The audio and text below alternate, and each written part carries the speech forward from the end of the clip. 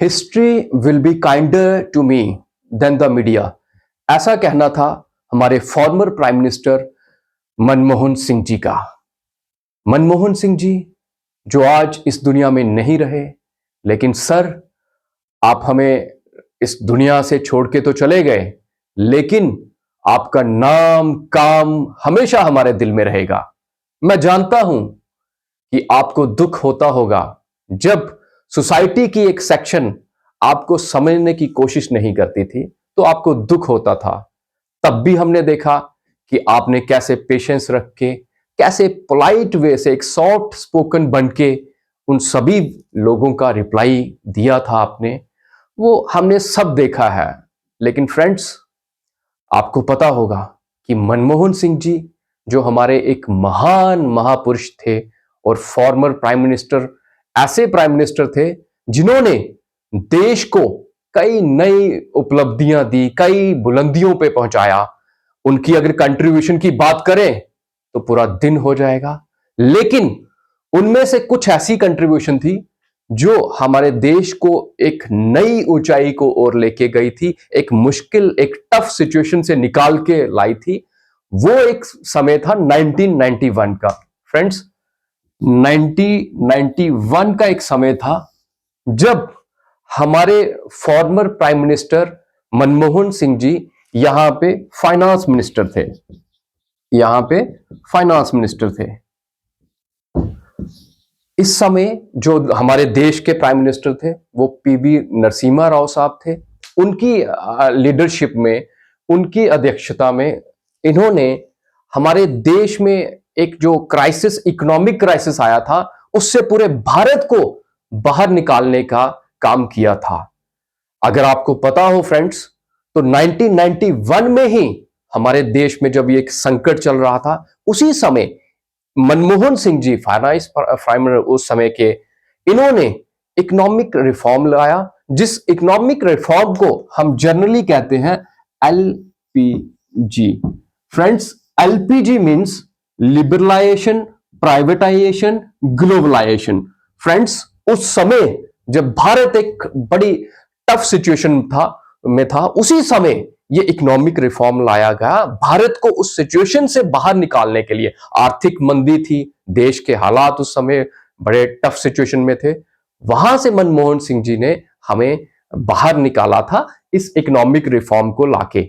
यहां से ही काफी इन्वेस्टर जो बाहर के हमारे इंडिया में आए, इन्वेस्ट किया पैसा उन्होंने, और जो हमारे मिडिल क्लास लोग थे उन्होंने भी अपनी मर्जी से अच्छे तरीके से फ्री होके बिजनेस किया था, जिसकी वजह से हमारी देश में इकोनॉमी की सर्कुलेशन हुई और इकोनॉमी की कंडीशन अच्छी हुई, जहां से बल्कि हम समझ सकते हैं कि अगर देखा जाए तो इनकी ये बहुत बड़ी कंट्रीब्यूशन है हमारे देश में। जैसा कि आप और इस मनमोहन सिंह जी के बारे में जानते होंगे कि मनमोहन सिंह जी जो थे वो राज्यसभा में आए थे। राज्यसभा से जो ये पीएम चुने गए थे, इस बात को भी याद रखना है आपने फ्रेंड्स कि जो राज्यसभा से प्राइम मिनिस्टर साहब हमारे मनमोहन सिंह जी थे, ये राज्यसभा से चुने गए थे, ना कि लोकसभा में इलेक्ट हुए थे। ये राज्यसभा में इलेक्टेड किए गए, और राज्यसभा का इलेक्शन आपको पता है कि राज्यसभा का इलेक्शन होता है elected by the elected people. ये वहां से राज्यसभा से चुन के आए, फिर राज्यसभा से इनको प्राइम मिनिस्टर बनाया गया था, ना कि लोकसभा में। तो जैसा कि हमने कहा कि इनकी अगर कंट्रीब्यूशन हम गिने तो एक दिन भी काफी कम पड़ जाता है, लेकिन अगर हम इनके प्राइम मिनिस्टर का भी टेन्योर देखें, प्राइम मिनिस्टर जी का इनका टेन्योर जो रहा था वो 2004 से लेके 2014 तक रहा। यहां पर इस समय भी इन्होंने फ्रेंड्स काफी अच्छे कार्य किए, काफी अच्छे भारत के लिए, भारत के लोगों के लिए एक सुनहरे जो काम जो है किए गए हैं, जो हिस्ट्री में वाकई ही इनको पहचाना जाएगा, जाना जाएगा। इन्होंने ऐसा कहा है कि history will be kinder to me then the media, क्योंकि उस समय अगर आपने देखा होगा वीडियो काफी वायरल हो रहा है, उस समय भी, इस समय भी, और उस समय भी हुआ था कि मीडिया ने क्वेश्चन पूछा तो उन्होंने कहा कि हिस्ट्री मुझे जानेगा, हिस्ट्री जो है मेरा काम, मेरी हिस्ट्री जो रहेगी वो मेरे प्रति बड़ा विनम्र रहेगी, बड़ा अच्छी रहेगी। चाहे आप जैसे मर्जी क्वेश्चन करो, you are free to ask any question, लेकिन हिस्ट्री जो है मेरे काम को, मेरे नाम को जानेगी, ऐसा मनमोहन सिंह जी का कहना था। उन्होंने कभी भी किसी मीडिया पे गुस्सा नहीं हुए, किसी भी इंसान पे कोई उनको ट्रोल करता था, कोई बातें करते थे, कभी भी किसी का गुस्सा नहीं किया। उन्होंने सिर्फ और सिर्फ सॉफ्ट स्पोक्स पर्सन होके ही अपनी बातों का उन्होंने काफी अच्छे से रिबटल किया था, रिप्लाई किया था।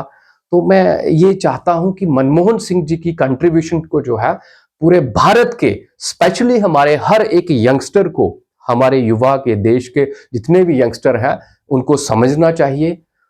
मेरा तो ये मानना है कि मनमोहन सिंह जी को जो जानेगा, जो पहचानेगा, वो इनको कभी भूल ही नहीं सकता, इनकी कंट्रीब्यूशन को कभी भी नहीं बुला सकता। सिर्फ बात यह है कि इनको जानना और पहचानने की जरूरत है। जब इनको जान लोगे, पहचान लोगे, फिर आप इनको अपना मान लोगे, ऐसा मेरा मानना है। मैं कहता हूं कि इनका नाम जो है मनमोहन सिंह जी था, लेकिन वाक्य में, रियलिटी में ही ये मन को मोहने वाले व्यक्ति थे फ्रेंड्स। ये वो कहते हैं ना कि रियल सिंह इज किंग, तो ये रियल सिंह थे, रियल किंग थे। इनकी जो कंट्रीब्यूशन इंटेलिजेंसी की, हमारे भारत में जो ज्ञान का स्तर और ज्ञान और क्वालिटी को बड़ी कम प्रायोरिटी दी जाती है। आज के समय अगर आप देखो तो ज्ञान को इतनी लोग अच्छी नजर से नहीं देख रहे हैं। बाकी की चीजें, जो मोबाइल जो हमारे पास पड़े हो, बाकी की चीजें जो नेगेटिव चीजें हैं, जो और आपने देखा ही होगा, रील्स, डांस वांस, इस चीज को देखने में हमारा यंगस्टर बिजी है, व्यस्त है अपनी लाइफ को।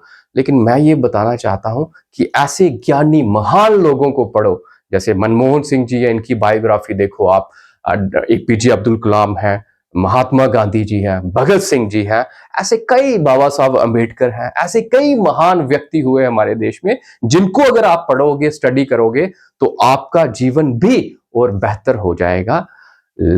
हमारे पास मनमोहन सिंह जी जो आज दुनिया में नहीं रहे, मैं ये मानता हूं कि इनका जाना हमारे लिए, हमारा इतना बड़ा लॉस है कि ये लॉस कभी ना भर पाने वाला लॉस है। तो इनको सच्ची जो श्रद्धांजलि तभी होगी जब यंगस्टर जो है ज्ञान को, नॉलेज को और प्रायोरिटी देंगे, because knowledge is the real source of the happiness. आप अपने नॉलेज को बढ़ाओ। मैं अपने यंगस्टर, अपने व्यूज, अपने जितने भी मेरे सब्सक्राइबर हैं यहाँ पे, मेरे स्टूडेंट यंग जो स्लॉट है वो स्टडी करने वाला है, मैं उनको भी ये कहूंगा कि अपने ज्ञान के स्तर को और बढ़ाओ। और आप, जो मनमोहन सिंह जी का लॉस हुआ है, हमने देखा, ये तो देश के लिए एक इर्रेपरेबल लॉस है। मैं आशा करता हूं कि उनकी आत्मा जहां भी रहे, वो हमेशा खुश रहें। उनकी आत्मा को हम एक सच्ची श्रद्धांजलि तभी दे पाएंगे जब हमारे देश का हर एक यंगस्टर जो है एक रियल में ज्ञान की तरफ, रियल नॉलेज की तरफ बढ़ेगा। जय हिंद, जय भारत।